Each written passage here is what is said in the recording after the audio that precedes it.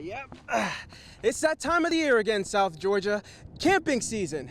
Well, not this kind of camping. I'm talking about the youth camps that are taking place all across the 229 over the next couple of months. Hard work works. That is the motto for Irwin County baseball going into the 2024 season. Because after losing in the state championship in 2023, Indians head coach Drew Tankersley already knows what it's going to take for this team to go back. I guess it's safe to say high school football is officially here. We asked, you answered. The high school football game of the week is Lee County versus Warner Robins. That's right, Rodney. Reese is back in the A. But I'm not the only Reese that's here tonight. Angel Reese and the Chicago Sky are taking on the Dream in front of a confirmed, sold-out Gateway Arena Center. Now, as I mentioned earlier this week, it's not about who wins or loses in a scrimmage. It's about how prepared the team looks going into the season. I mean, how confident does the quarterback look? How strong are the offensive and defensive line? Does the secondary have any lockdown defensive backs? Now, these don't all have to be answered tonight, but it would give Cougars head coach Lawrence Smith some peace of mind going into the season, especially as they gear up to play in 2A. Well, it's been no secret that Georgia Southwestern's women's basketball team has been making history this whole season. Best record in school history, Peach Belt tournament and regular season champions, and for the first time ever, will be competing in the Elite Eight in the NCAA Division II tournament. Serena Williams dominated women's tennis for the better part of 20 years. Now, Coco Gauff is widely considered as the new face of the sport. But allow me to introduce you to Coffee High School's Lainey Griffin, who can say she has something the others don't. Being named the Girls Tennis Player of the Year by 912 Sports. I was just so excited. It really was shocking to me. I had no idea. Her competition would say otherwise, because Griffin will beat almost anyone who stood in her way in 2024, winning 17 of her 23 matches this past season.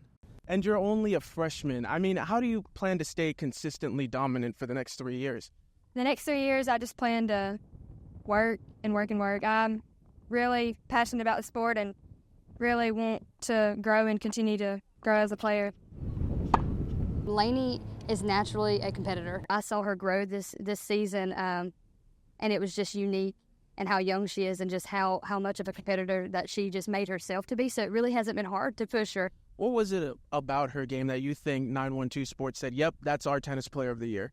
She makes quick decisions on the court, and she makes them as if she's a senior. I think for me, that made the biggest impact, and it's what made her so successful this year, is that she was a bulldog. But there would be no tennis player of the year without her brother, Nat Griffin, who was the reason she even got into tennis. He was a great tennis player. He played from middle school all throughout high school, and his determination and passion for the sport really drove me to become a tennis player. And now he's passing the torch, or racket, to his little sister, who hopes to one day reach the level of her role model and the new face of women's tennis,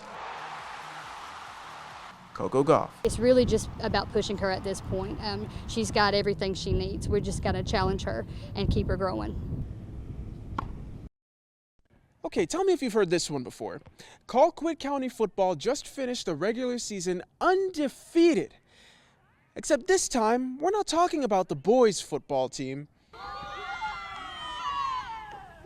We're talking about girls' flag football. If the boys could do it too, I mean, the girls could do it also. Thanks to the Atlanta Falcons, Colquitt County was one of 4 schools in the 229 to receive a grant back in April that would help them start a flag football team.